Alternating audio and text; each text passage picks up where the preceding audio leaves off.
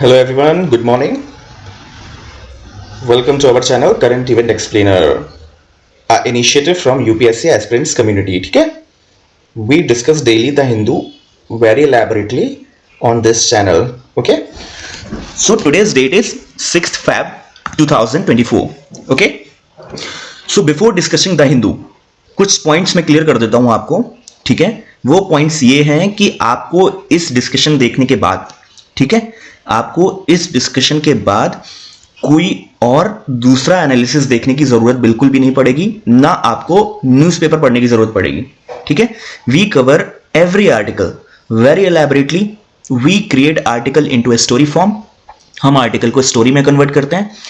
Article का each and every point, ठीक है, वी मेक श्योर कि फैक्ट्स, कॉन्सेप्ट्स कुछ भी ना छूटे आपसे. ठीक है? So it's a full coverage of the Hindu. You can blindly trust this analysis. It's very effective, it's worth it. ठीक है? Fine. So you have to watch the full session. ठीक है? सेशन को बीच में छोड़ के मत जाना please, it's a request. You have to watch it full. 1 घंटे का होता है यार, पूरा देख लो. मैं गारंटी देता हूं you will not have any of the article जो आपको समझ में नहीं आया हो 6th Feb 2024 का. ठीक है? On this note let's discuss the Hindu. अच्छा, on our community many people are asking कि आपकी सर क्रेडिबिलिटी क्या है, व्हाट्स योर क्रेडिबिलिटी. ठीक है? Why should we trust you. तो भाई मैं बता दूं कि this channel is run by UPSC aspirants community. ठीक है? This community we all are in Rajendra Nagar, Delhi. Fine. We record our lectures from here and we have given, ठीक है, वी हैव, हमारी टीम है 4 से 5 लोगों की. We are running this channel. We have given at least 2 prelims, 3 time mains, 1 time interview each person. ठीक है? हम प्रीलिम्स भी देके आए हैं, उसमें भी फेल हुए हैं.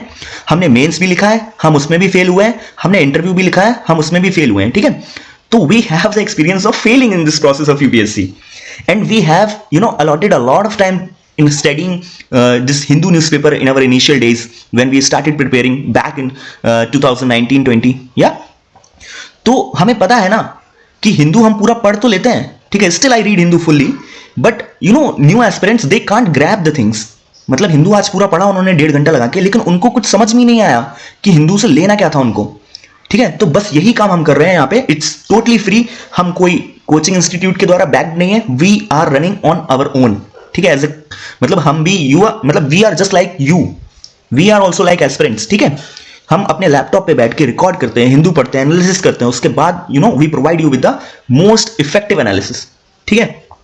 तो इसको पूरा वॉच करिए आप. ठीक है?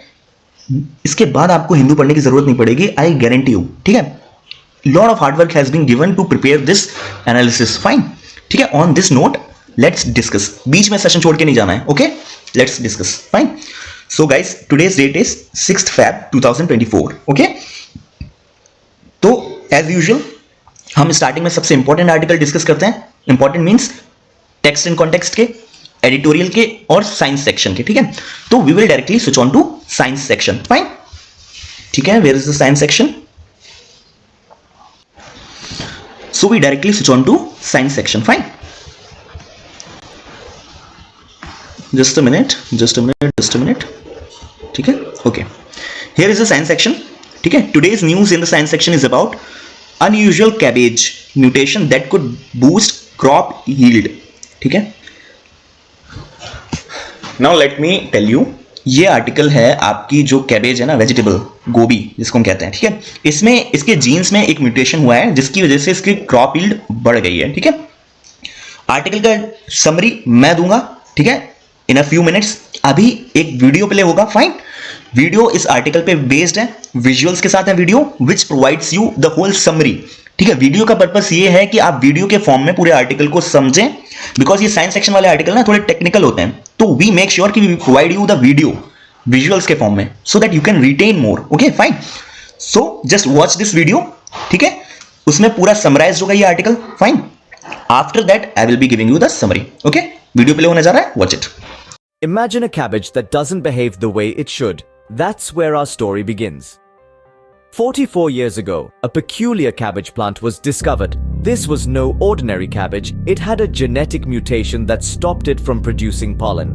Now, you might be wondering, how does a plant reproduce without pollen? It's simple, through a process known as outcrossing. The eggs of this mutant cabbage were fertilized by pollen from different strains of the same plant. The result? A seed that, when germinated, gives rise to a stronger, more robust plant. This process bypasses self-crossing, where an egg is fertilized by pollen of the same strain, a method that typically results in less vigorous offspring. This unique mutation, hidden in the DNA of a simple cabbage, was about to take us on a journey into the very fabric of plant life. Dive into the world of nucleotide bases, where the secret of this mutation lies.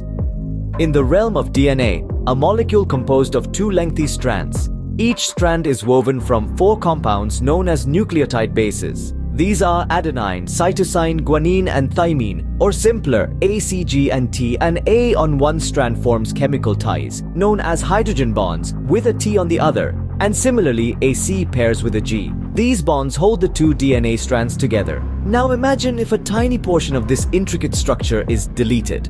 This is precisely what causes male sterility in plants as varied as cabbages, cauliflowers, broccoli, tomatoes, and rice.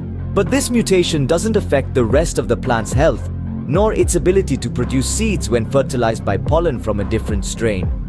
This seemingly small change in DNA had a profound impact, opening up a world of possibilities for cross-pollination and hybridization. The future of agriculture might just lie in the DNA of this unusual cabbage. Imagine this: a world where our crops are stronger, more resilient, and yield more produce than ever before. It's not a far-off dream, but a potential reality. Thanks to the mutation found in this unique cabbage, this mutation could give rise to hybrid seeds, a result of outcrossing, which are notably more robust than self-crossed seeds. This phenomenon is known as heterosis, or more commonly, hybrid vigor. It refers to the superior qualities of hybrid organisms compared to their parents. When applied to agriculture, heterosis could mean a revolution. More robust plants mean more produce and less loss to disease or harsh conditions. It could mean feeding more people and strengthening our food security. So the next time you see a cabbage, remember, it might just hold the key to the future of agriculture. Okay, so you have watched the video. Fine, video आपने देख ली. Now let's discuss the article. तो article में क्या दिया गया है कि the males plant, ठीक है, as diverse as cabbage, cauliflower, broccoli, tomato, rice, ठीक है, इनको स्टेराइल कर सकते हैं अगर हम इनके जीनोम के डीएनए में स्मॉल चेंज कर दें. स्टेराइल मतलब जैसे ह्यूमंस में मेल्स में नसबंदी होती है ना, आफ्टर नसबंदी they can't produce children, they can't reproduce ना. This is the same process. ये स्टेराइल का मतलब ही वही है. ठीक है, फाइन. तो सबसे पहले हमें पता है कि डीएनए या जीनोम में हम चेंज करें एक छोटी सी, उससे हम मेल जो इन सभी ब्रोकली और राइस के मेल जो प्लांट्स हैं उनको स्टेराइल कर सकते हैं. फाइन. तो ये जीन, डीएनए, इनका स्ट्रक्चर क्या होता है, this is discussed in this part.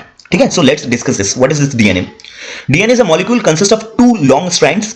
ठीक है, each strand is composed of 4 components, nucleotide basis जिनको बोलते हैं, जिसमें A, C, G, T होते हैं. ठीक है, A stands for adenine, C stands for cytosine, G for guanine and T for thymine.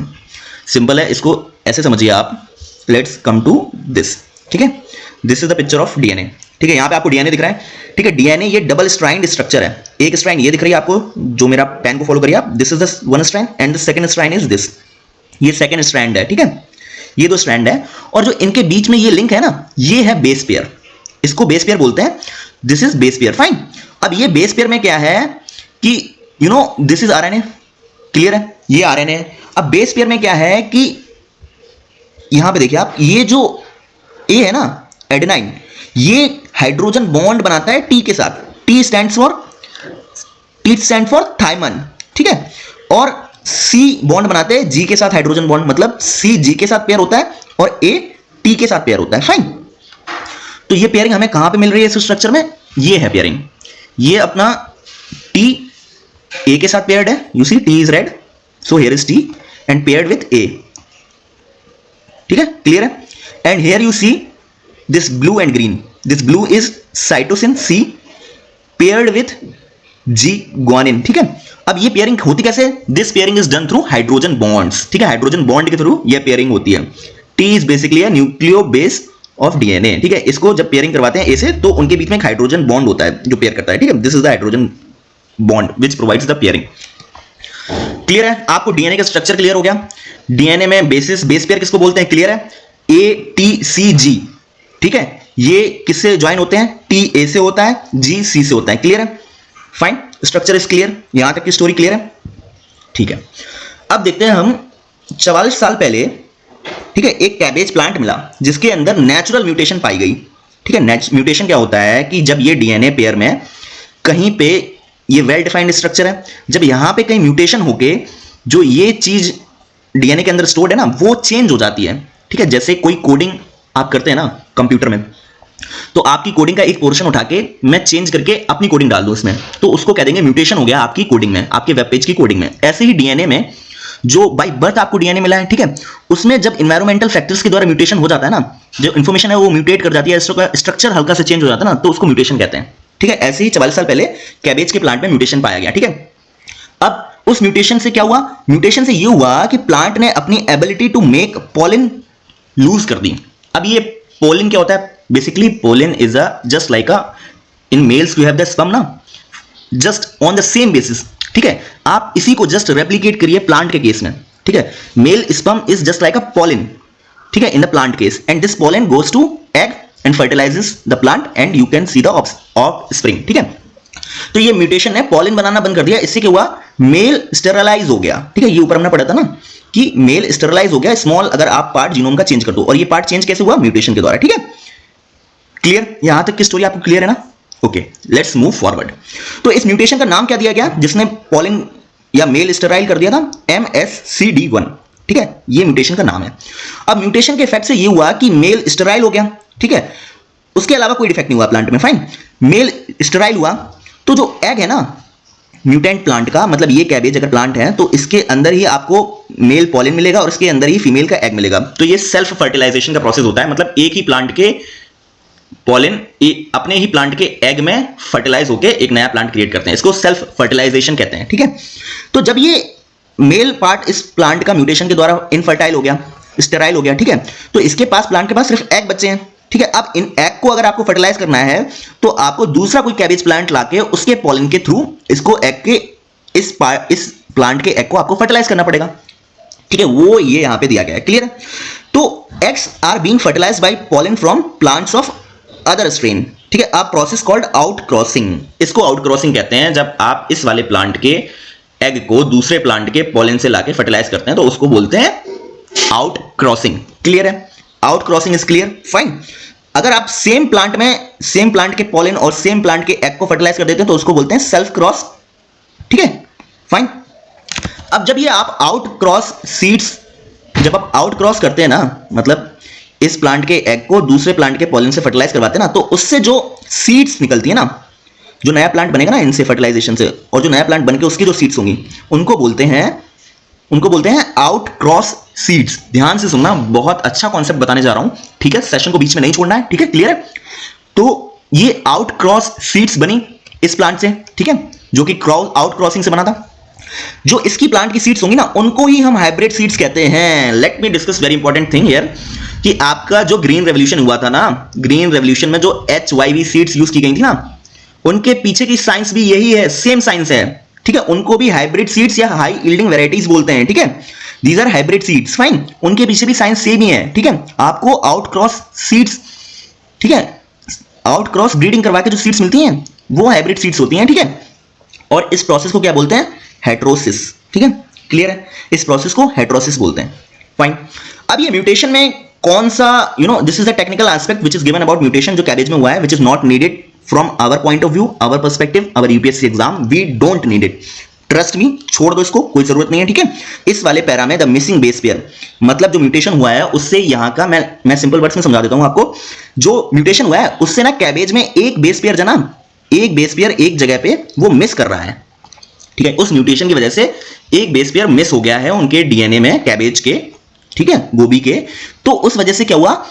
उस बेस पेयर की मिसिंग की वजह से मेल स्टेराइल हो गए हैं। ठीक है, वो खुद के पॉलिन प्रोड्यूस नहीं कर पा रहे हैं। मैंने यहां पे बताया था ना आपको, they lose ability to produce pollen. Fine, sterile हो गए हैं, बस इतना ही जानना है हमें। ठीक है, ये पता कैसे चला है? साइंटिस्ट को उन्होंने जेनेटिक मैपिंग की है। ठीक है, बेसिकली जेनेटिक मैपिंग इज, अगर मेरी कोई जेनेटिक मैपिंग करना चाहे ना तो वो मेरे ब्लड से आरबीसी या कुछ भी सेल्स निकालेगा। ठीक है, उसके न्यूक्लियस को निकालेगा सेल के। ठीक है, न्यूक्लियस में से वो क्रोमोसोम्स को निकालेगा, ठीक है, ठीक है, chromosomes are thread like structure. इन क्रोमोसोम्स को निकाल के वो डीएनए निकालेगा इन क्रोमोसोम्स में से, ठीक है, और डीएनए को वो स्टडी करेगा कि ठीक है डीएनए में कितने पेयर्स हैं, फाइन, ठीक है, कौन किससे ज्वाइंट हो रहा है, ठीक है।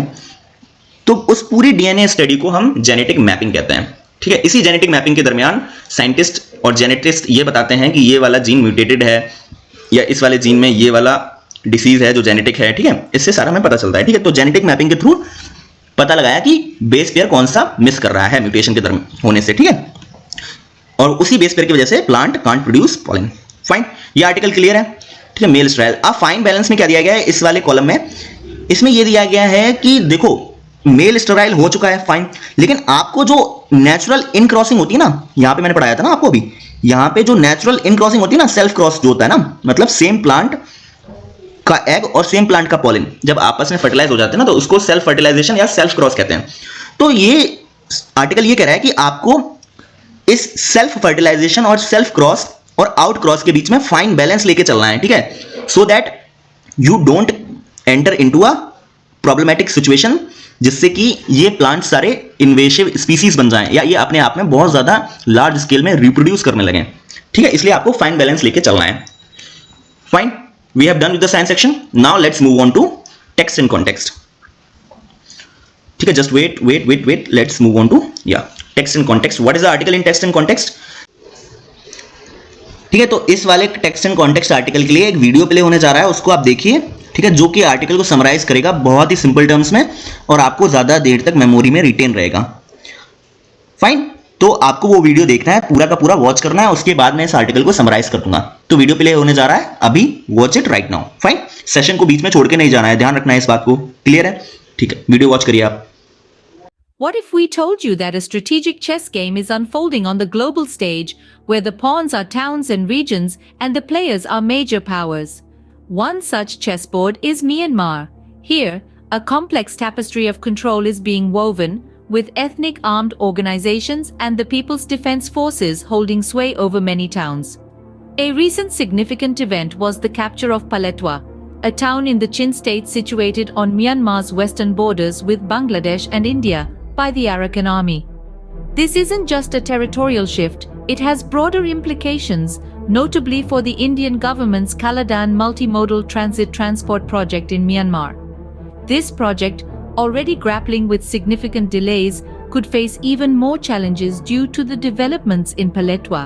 Meanwhile, the role of China is also under scrutiny, with some suggesting support for the Three Brotherhood Alliance, which includes the Arakan army. And the capture of Paletwa isn't just a local matter, it's a move that could shake the foundations of an Indian project. A ripple in the waters of Myanmar is about to create waves in India. The town of Paletwa, now under the control of the Arakan army, holds the key to India's Kaladan multimodal transit transport project. This ambitious endeavor aims to address the geo-economic and geopolitical challenges of northeast India. But the journey has been far from smooth. The project has already faced significant delays, and the recent developments in Paletwa further complicate the situation. The Arakan army is part of the Three Brotherhood Alliance, which also includes the Myanmar National Democratic Alliance Army and the Taang National Liberation Army. Some suggest that this alliance has China's backing, adding another layer of complexity to the unfolding drama. As the tides of power shift in Myanmar, the fate of the Kaladan project hangs in the balance. This begs the question, will the Kaladan project survive the storm, or will it become a casualty of geopolitical games? So where does all this leave us? What's the future of the Kaladan project, and how will the situation in Myanmar shape it? The recent capture of Paletwa by the Arakan army, a key player in the Three Brotherhood Alliance, has thrown a significant curveball at the Kaladan project. This project, already delayed, was India's solution to the geo-economic and geopolitical challenges of northeast India.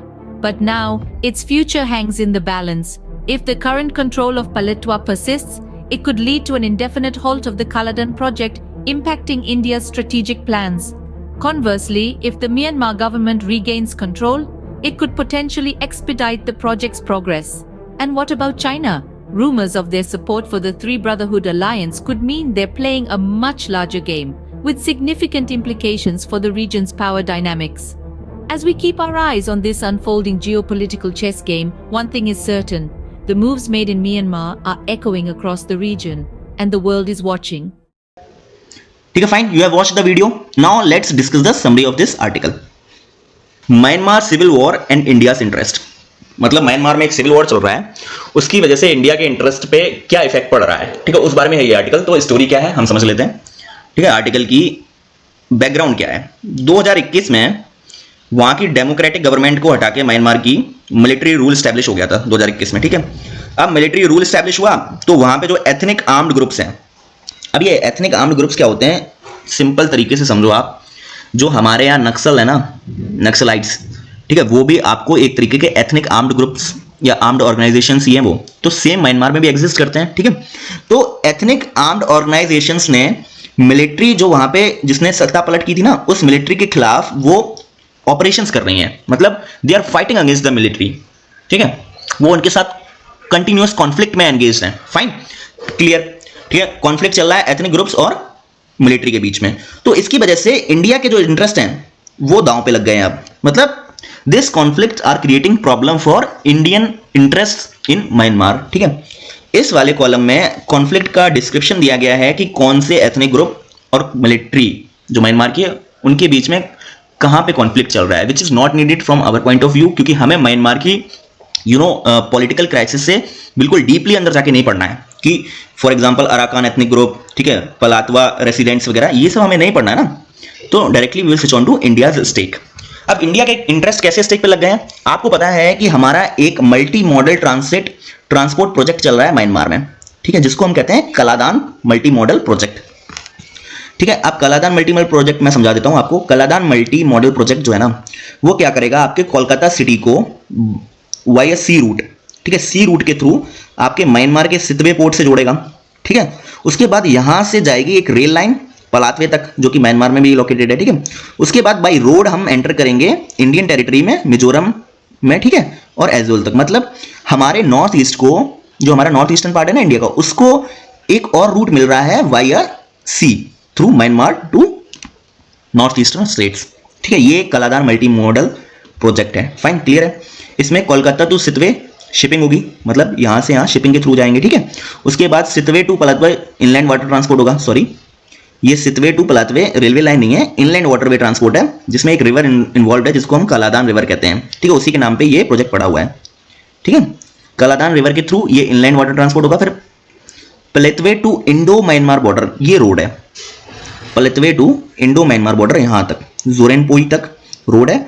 फिर उसके आगे India में भी road है वो पूरी, मतलब फिर जोईपुर से आगे एजोल तक पूरी रोड है. क्लियर है, यहां से सी रोड है, फिर यहां से रिवर के ऊपर इनलैंड वाटर ट्रांसपोर्ट है, फिर यहां से पूरा रोड है. Fine, this is Kaladan multi modal transit project. अब ये मल्टी मॉडल प्रोजेक्ट इंपॉर्टेंट क्यों हमारे लिए, क्योंकि ये हमारे जो लैंड लॉक नॉर्थ ईस्ट है ना, उसको कनेक्ट करता है इंडिया से via sea route, which is very important, strategically important. ठीक है, अब ये प्रोजेक्ट इंडिया और म्यांमार की गवर्नमेंट ने साइन किया था 2008 में. ठीक है, 2008 में हमने साइन किया तो सितवे पोर्ट और इनलैंड वाटर टर्मिनल, ठीक है, वो तो कंप्लीट हो चुका है. मतलब यहां से ये सितवे पोर्ट और पलातवे तक जो इनलैंड वाटरवे ट्रांसपोर्ट यहां से यहां तक बनाना था ना, ये तो कंप्लीट हो चुका है. ठीक है, उसके आगे जो रोड बनी है ना यहाँ पे पलातवे से जोरिनपुई और उसके बाद, ठीक है, उस रोड में प्रॉब्लम आ रही है क्योंकि पहले तो एक तो उसकी ज्योग्राफी बहुत टफ है उस एरिया की. ठीक है, कई जगह रिवर्स पड़ती हैं, कई जगह माउंटेन्स पड़ते हैं, वैलीज हैं, तो रोड बनाना थोड़ा मुश्किल है, इसलिए डिले हो रहा था. अब एक और रीजन आ गया है डिले होने का, वो क्या आ गया है, जब से मिलिट्री कूप हुआ ना म्यांमार में, जब से सत्ता पलट हुआ है और मिलिट्री पावर में आई है, तो जो आर्मी यूनिट्स हैं, ठीक है, किसकी, अराकान आर्मी की. Arakan army is a ethnic, ठीक है, आर्म्ड ऑर्गेनाइजेशन. तो इस आर्मी की जो यूनिट्स हैं वो इंडो म्यांमार बॉर्डर पे ऑपरेट कर रही हैं नियर मिजोरम. ठीक है, और वो थ्रेटन करती हैं कलादान प्रोजेक्ट को. ठीक है, मतलब अराकान आर्मी यहां पे ऑपरेट करती है, दे ऑपरेट हियर. ठीक है, they operate here on this border part. ठीक है, तो they create problem for this Kaladan project. वो क्या प्रॉब्लम खड़ी करते हैं, उन्होंने 2019 में जो कलादान प्रोजेक्ट में काम कर रहे थे वर्कर ना, उनको किडनैप कर लिया था. किनको, 5 वर्कर को, 5 इंडियन वर्कर को किडनैप कर लिया था. तो ऐसे वो इस प्रोजेक्ट में रुकावट डाल रहे हैं. ठीक है, फाइन, क्लियर है. उसके बाद आपको पता चला कि इंडिया के स्टेक, मतलब इंडिया को क्यों प्रॉब्लम हो रही है उसके इंटरेस्ट से. जो म्यांमार में है, ठीक है। अब चाइना के जो इन्वेस्टमेंट है वो क्या है इस रीजन में, तो चाइना के इन्वेस्टमेंट जो है ना वो इस रीजन में ये है, these are the Chinese investment in Myanmar. कौन कौन से चाइनीज इन्वेस्टमेंट है, एक तो चाइनीज की ऑयल एंड गैस पाइपलाइन जा रही है म्यांमार से पूरा, you can see this Myanmar ना, यहां से पूरा वो जा रही है पाइपलाइन टू चाइना, ठीक है। एक तो ऑयल एंड गैस पाइपलाइन है, ठीक है। उसके बाद कोयाकू में एक स्पेशल इकोनॉमिक जोन बना रहा है चाइना, ठीक है, हियर। फिर यहां पे ही सितवे पोर्ट के पास, ठीक है, एक प्लान कर रहा है डीप वाटर पोर्ट, ठीक है, चाइना, ठीक है। एक ऑयल एंड गैस पाइपलाइन है, पोर्ट भी प्लान कर रहा है, इकोनॉमिक स्पेशल जोन भी बना रखा है उसने, कॉपर माइन भी कर रहा है वहां से म्यांमार से, और एक डैम भी बना रहा है, मित्सोने डैम, ठीक है। इतने प्रोजेक्ट्स हैं चाइनीज के, ठीक है। अब ये चाइनीज की स्ट्रेटजी क्या है अपने प्रोजेक्ट को बचाने के लिए, चाइनीज जो है ना वो अराकान आर्मी जो इंडिया के लिए प्रॉब्लम क्रिएट कर रही है, ठीक है, और Myanmar national democratic alliance army और त्यांग नेशनल लिबरेशन आर्मी, ठीक है, इनको जो ये थ्री ब्रदरहुड अलायंस है ना, इनको क्लेम करता है चाइना कि हम इनको सपोर्ट देंगे, ठीक है। मतलब basically China supports these all three आर्मीज, ठीक है। और इन आर्मीज ने खुद में एक अलायंस बना के ये, ठीक है, प्लेज लिया है कि जो चाइनीज इन्वेस्टमेंट है ना इन म्यांमार, उनको हम प्रोटेक्ट करेंगे, भले मिलिट्री की सत्ता आ जाए वहां पे, चाहे डेमोक्रेटिक कंट्री रहे, उनको प्रोटेक्ट हम करेंगे जो चाइनीज इन्वेस्टमेंट है, ठीक है। चाइना की ये स्ट्रेटजी है, चाइना इनको सपोर्ट करता है और वो उनको इंटर्न क्या करते हैं, प्रोटेक्शन प्रोवाइड करते हैं, फाइन। फिर उसके बाद ये भी कहा गया है कि अराकान आर्मी को काफी सारी फंडिंग मिलती है चाइना से, मिलिट्री इक्विपमेंट्स मिलते हैं, ठीक है। तो इसी बेसिस पे चाइना भड़काता है अराकान आर्मी को कि भाई हम तुमको फंडिंग भी दे रहे हैं, हम तुमको आर्म्स एंड एम्युनिशंस भी दे रहे हैं, तो आप जो इंडियन गवर्नमेंट के इन्वेस्टमेंट्स हैं म्यांमार में उनके लिए प्रॉब्लम क्रिएट करो। तो वो कैसे प्रॉब्लम क्रिएट करते हैं, वो ऐसे प्रॉब्लम क्रिएट करते हैं कि उन्होंने 2019 में 5 वर्कर को किडनैप कर लिया था, क्लियर है। उसके बाद चाइनीज का क्या सीन है, देखो इन्वेस्टमेंट मैंने आपको बता दिया, एक उनकी गैस फील्ड है, एक पाइपलाइन जा रही है, ठीक है, मिलिट्री एग्रीमेंट्स हैं, ठीक है, और इकोनॉमिक जोन वो बना रहे हैं, special economic zone, fine, this is clear. उसके बाद रेलवे लाइन भी बना रहे हैं, फाइन। तो अब मिलिट्री इतना सपोर्ट क्यों कर रही है चाइना को, म्यांमार की मिलिट्री वो इसलिए सपोर्ट कर रही है चाइना को क्योंकि चाइना एक परमानेंट मेंबर है यूएनएससी का, ठीक है। तो अगर म्यांमार मिलिट्री को इंटरनेशनल जो फोरम है यूनाइटेड नेशंस, वहां पे अगर सपोर्ट चाहिए इंटरनेशनल, तो चाइना को खुश रखना पड़ेगा, ठीक है, क्योंकि चाइना एक परमानेंट मेंबर है यूएनएससी का, ठीक है। तो चाइना को वो प्रोटेक्शन प्रोवाइड करते हैं उनके इन्वेस्टमेंट्स को म्यांमार में, और इंटर्न चाइना उनको इंटरनेशनल जो फोरम है वहां पे सपोर्ट करता है म्यांमार की आर्मी को, सिंपल है, ठीक है। स्टोरी क्लियर है ना आपको। बट इंडिया का केस क्या है, इंडिया एक लिबरल डेमोक्रेसी है, ठीक है। तो हम क्या करते हैं, यही तो हमारी गलती है, हम क्या करते हैं, we are a liberal democracy, we want democratic principles to be followed. तो हम क्या करते हैं, हम अपना डेमोक्रेटिक नेचर दिखाने के चक्कर में वहां की आर्मी को क्रिटिसाइज करते हैं, वहां के एथनिक आर्मी ऑर्गेनाइजेशंस को क्रिटिसाइज करते हैं कि भाई आपको सत्ता पलट नहीं करना चाहिए था, आपको डेमोक्रेटिक गवर्नमेंट ही बनानी चाहिए, ठीक है, आप आर्मी है, आप रूलर तो है नहीं। तो we criticise on that basis. In turn इससे क्या होता है, आर्मी जो म्यांमार की है वो डिस्प्यूटेड, मतलब वो एक कॉन्फ्लिक्ट में आ जाती है विद द इंडियन गवर्नमेंट, ठीक है। तो वो इंडियन गवर्नमेंट के जो इन्वेस्टमेंट्स है म्यांमार में उनको भी निग्लेक्ट करती है और उनको भी प्रोटेक्शन प्रोवाइड नहीं करती है, क्योंकि आप जब ऐसे स्टेटमेंट देंगे म्यांमार आर्मी के अगेंस्ट, तो army will definitely not protect your project such as Kaladan, fine. तो अगर आपको सक्सेसफुली कंप्लीशन करवाना है कालादान का, तो आपको केवल टेक्निकल पर्सनल नहीं चाहिए, मतलब आपको इंजीनियरिंग, सिविल इंजीनियर सिर्फ ये नहीं चाहिए, बल्कि आपको नेगोशिएशन करने वाले एक्सपर्ट्स भी चाहिए, जो कि वहां की जो एथनिक आर्मीज हैं और मिलिट्री है उनके साथ वो नेगोशिएट करें और इन प्रोजेक्ट्स को प्रोटेक्शन प्रोवाइड करें, फाइन, ठीक है। स्टोरी क्लियर है आपको, ठीक है, आपको स्टोरी क्लियर है, मैंने आपको सब कुछ बता दिया इसमें, ठीक है, फाइन। जो नेक्स्ट आर्टिकल है टेक्स्ट एंड कॉन्टेक्स्ट में, वो है कि जो एग्जामिनेशन है ना वो हमारे इंडियन एजुकेशन सिस्टम को बर्बाद कर रहा है, या कुछ उसकी साइंटिफिक बैकिंग भी है।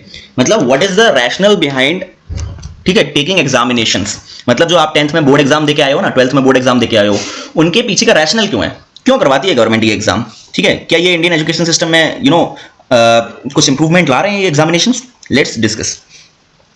तो आपको पता है कि इंडियन में जो एग्जाम होते हैं, इंडिया में सॉरी, वो बहुत ज्यादा प्रेशर डालते हैं स्टूडेंट पे, ठीक है, कि उनको हाईएस्ट मार्क लाने हैं, ठीक है, प्रेशर तो डालते हैं, ठीक है। तो उसमें नेशनल एजुकेशन रिसर्च जो उसके फॉर्मर डायरेक्टर थे, उनका क्या कहना है, उनका ये कहना है कि देखो जो एग्जामिनेशन है ना स्कूल के, this examination system is something that reminds us of the beginning of modern education system in India. मतलब ये आपका एग्जामिनेशन वाला पैटर्न ब्रिटिशर्स ने इंट्रोड्यूस किया था इंडिया में, कब, लेटर 19th सेंचुरी में, ठीक है। क्यों इंट्रोड्यूस किया था, इसलिए इंट्रोड्यूस किया था क्योंकि उनको सेलेक्ट करना था कुछ बच्चों को जो एग्जामिनेशन पास करके आते हैं, ताकि उनको लोअर लेवल पे जॉब मिल सके ऑफिस में, मतलब क्लर्क की जॉब मिल सके, तो एग्जामिनेशन में बच्चे जो पास होके आएंगे ना उनको जॉब दे दी जाएगी, बाकी को एलिमिनेट कर दिया जाएगा कि आपने एग्जामिनेशन पास नहीं किया तो आपको जॉब नहीं मिलेगी। ठीक है, फिर ये पूरा पूरा का पूरा स्ट्रक्चर सेम स्ट्रक्चर चलता रहा हमारे इंडिपेंडेंस के बाद भी। ठीक है, तो अगर आप 10th एग्जाम में फेल हो जाते हैं ना तो आपको फ्यूचर में जो एग्जामिनेशंस हैं या फ्यूचर में जो हायर स्टडीज के लिए एग्जामिनेशंस हैं उनके लिए आपको अपीयर करने में दिक्कत होगी। मतलब अगर आप 10th फेल हो जाते हैं ना तो आपको फर्दर एजुकेशन अगर लेनी है तो आपको अपॉर्चुनिटी नहीं मिलती है क्योंकि you have failed the 10th examination. ठीक है, तो ये बैरियर क्रिएट कर देता है। ठीक है, फिर उसके बाद अगर आप 12th में भी फेल हो जाते हैं तो आपको हो सकता है IIT में एडमिशन ना मिले, ठीक है, IIM में एडमिशन ना मिले, ठीक है, DU में एडमिशन ना मिले। तो these examinations create a barrier for the children, ठीक है, to pursue their higher education. ठीक है, पहले वो बैरियर क्रिएट करता था 19th सेंचुरी में क्या कि आपको जॉब नहीं मिलेगी अगर आपने एग्जामिनेशन पास नहीं किया। अब वो क्या बैरियर क्रिएट कर रहा है कि आपको हायर एजुकेशन में एडमिशन नहीं मिलेगा कॉलेज वगैरह में अगर आपने 10th या 12th पास नहीं की। ठीक है, एग्जामिनेशन का एक पर्पस क्लियर है। तो अब दूसरा जो पर्पस है ना, देखो हालांकि साइंटिफिक बेसिस पे ये नहीं बताया गया है कि ये जो एग्जामिनेशन होते हैं वो वैलिड असेसमेंट करते हैं यंग पर्सन्स के पोटेंशियल का। मतलब आपने कोई एग्जाम दिया, ठीक है, आप उसमें फेल हो गए, इसकी कोई साइंटिफिक बैकिंग नहीं है कि आप में पोटेंशियल नहीं था पास करने का। हो सकते हैं उस दिन सर्कमस्टेंसेस ऐसे ना हो, आपका दिन अच्छा ना हो कि आप फेल हो गए हो। ठीक है, तो इसकी कोई साइंटिफिक बेसिस नहीं है। ठीक है, जो दूसरा फंक्शन पर्पस जो एग्जामिनेशन सर्व करता है वो ये करता है इक्वल अपॉर्चुनिटी प्रोवाइड करता है। किसमें? अनइक्वल सोसाइटी में। मतलब in exam all children no matter what their background, मतलब आप कितने भी अमीर बाप के बेटे हो या गरीब के हो, नो मैटर योर बैकग्राउंड, आप ठीक है स्कूल में सेम टेस्ट के लिए 3 घंटे के लिए बैठेंगे। जो एक गरीब का बच्चा बैठ रहा है वो सेम एग्जामिनेशन आप देंगे, सेम 3 घंटे में बैठेंगे। आपके नाम वगैरह भी हटा दिए जाएंगे, आपको सिर्फ एक नंबरिंग के बेसिस पर रोल नंबर प्रोवाइड किया जाएगा। ठीक है, रोल नंबर, उसके बेसिस पे आपकी कॉपी चेक होंगी। तो it is a fully equitable या इक्वालिटी प्रोसेस। मतलब this process provide the total equality. This examination serves one of this purpose that this provides equality. ठीक है, उसके बाद क्या कहा गया है कि देखो चिल्ड्रन जो है ना एग्जामिनेशन के थ्रू सिर्फ उनका क्या चेक होता है कि उन्होंने रोट लर्निंग कितनी की है, मतलब उन्होंने इंफॉर्मेशन कितनी एक्वायर कर ली। क्या चेक नहीं होता कि उनकी अंडरस्टैंडिंग डेवलप हुई है, उन्होंने नॉलेज वगैरह एक्वायर किया है। ठीक है, ये एक मेजर ड्रॉबैक है एग्जामिनेशन का कि आपकी एजुकेशन नॉलेज, ठीक है, आपकी अंडरस्टैंडिंग वो चेक नहीं होती है, आपकी सिर्फ इंफॉर्मेशन चेक होती है कि आपने कितना रट्टा मारा है। ठीक है, और आप कितना लेके आए हो एग्जामिनेशंस पे। ठीक है, तो एक ये नेगेटिव एस्पेक्ट है एग्जामिनेशंस का। फाइन, उसके बाद क्वेश्चन किया गया था कि how does Indian exam system compare with the system of other countries. मतलब इंडियन एग्जामिनेशन सिस्टम दूसरी कंट्रीज से कंपेयर करें तो क्या क्या समझ में आता है हमें। तो our system compares very poorly with the evaluation and assessment system which is in place in the society including Europe, north America and China.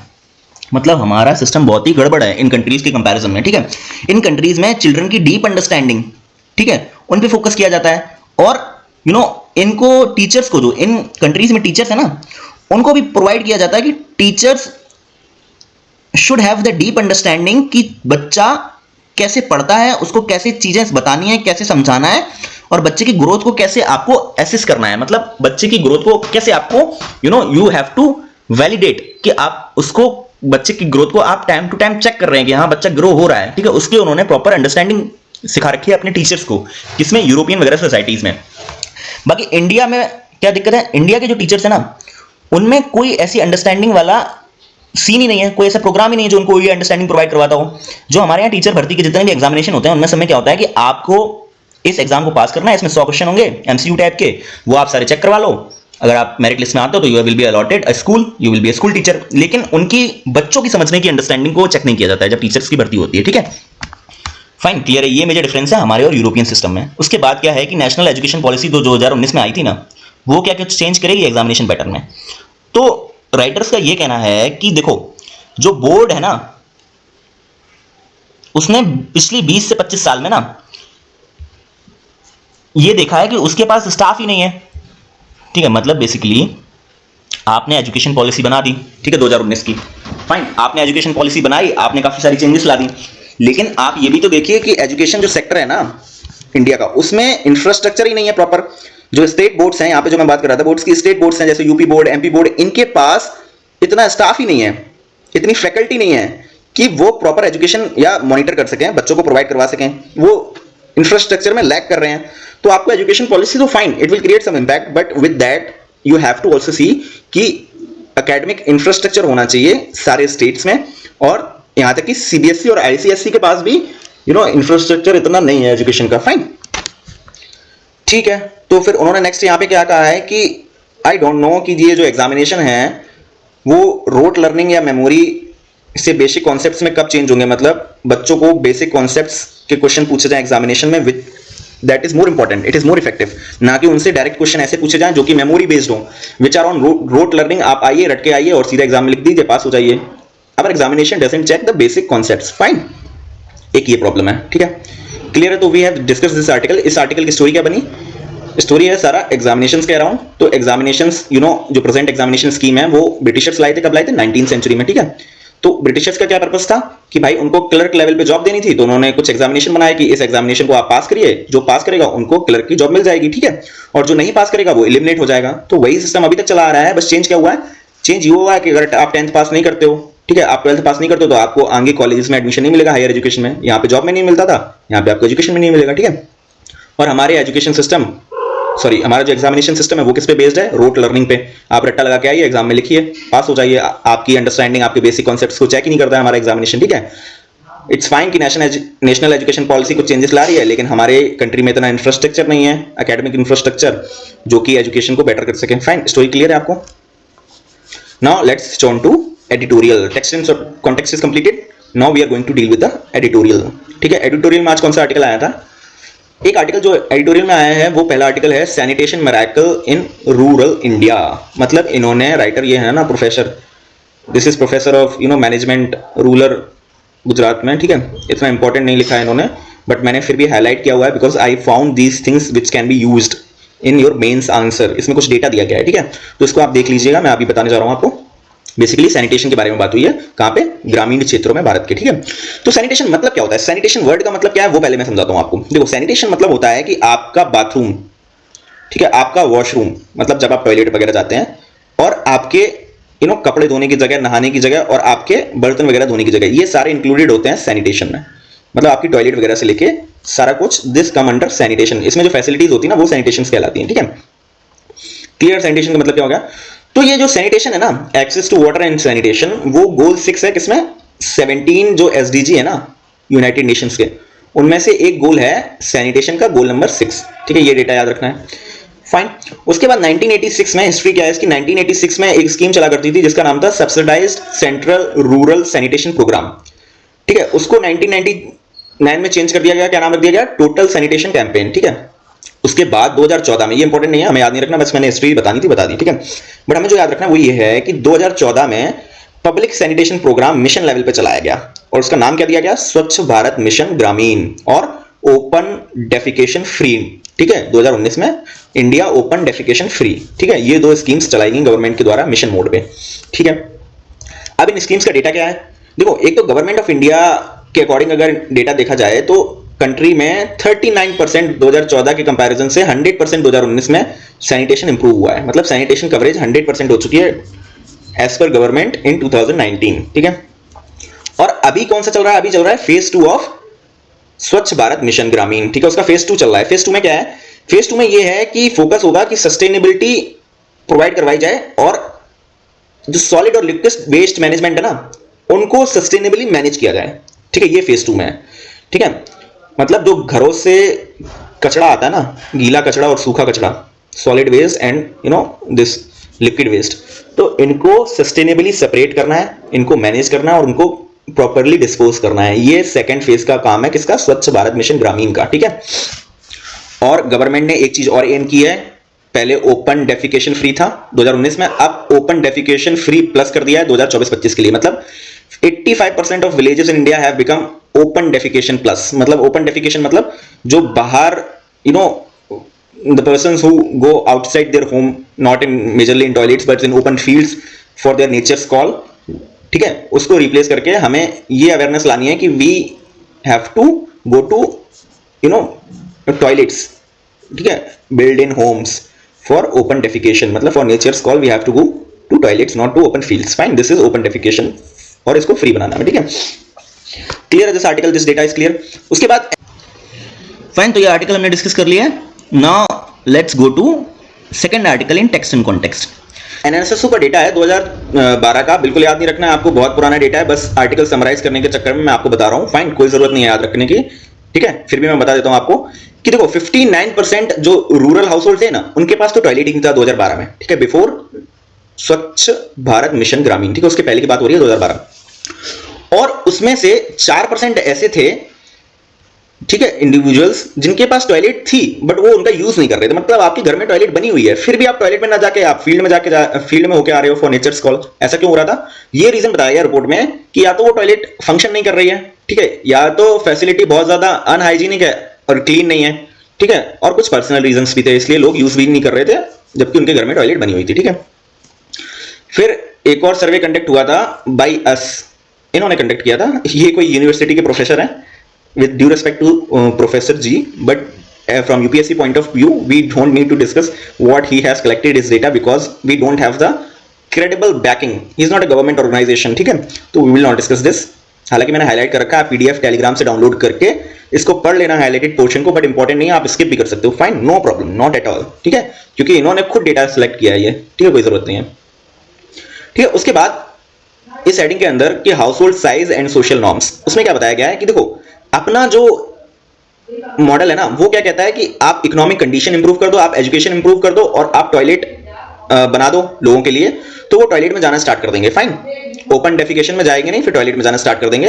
लेकिन ऐसा नहीं है, ठीक है, ऐसा क्यों नहीं है? लोगों के घर में टॉयलेट है फिर भी वो बाहर जा रहे हैं, क्यों जा रहे हैं? क्योंकि उनका हाउस होल्ड साइज बहुत बड़ा है, मतलब घर में बहुत सारे लोग हैं, घर में 10-12 लोग हैं, सिर्फ एक ही टॉयलेट है, तो वो ओवर क्राउडिंग हो जाती है ना वहां पे, तो इसलिए केवल 10-12 में से 6-7 लोग यूज कर रहे हैं टॉयलेट, बाकी के 8-9 लोग जा रहे हैं अपने बाहर फील्ड्स में ओपन डेफिकेशन करने, ठीक है। इसलिए एक सबसे बड़ा जो मेजर फैक्टर है वो हाउस होल्ड साइज है, उसकी वजह से ओवर क्राउडिंग हो जाती है, लोग टॉयलेट यूज नहीं करते हैं, ठीक है, बाहर जाते हैं।